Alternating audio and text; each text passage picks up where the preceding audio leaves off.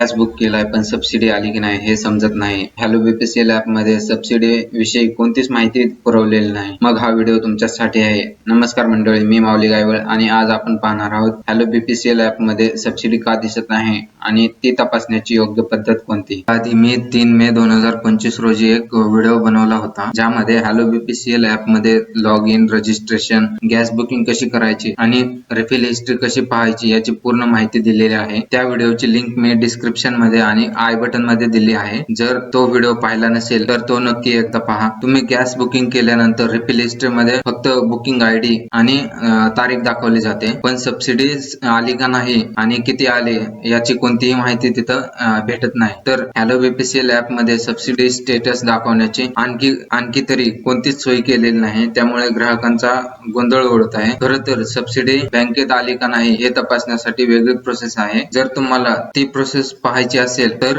वेगळा व्हिडिओ बनवतो ज्यामध्ये तुम्ही सबसिडी स्टेटस पाहू शकता. जर ती प्रोसेस तुम्हाला जाणून घ्यायची असेल तर व्हिडिओच्या कमेंट मध्ये नक्की कळवा. हा व्हिडिओ जर उपयोगी वाटला असेल तर व्हिडिओला लाईक आणि तुमच्या ओळखीच्या लोकांना शेअर करा आणि माऊली गायवळ या YouTube चॅनलला सबस्क्राईब करा.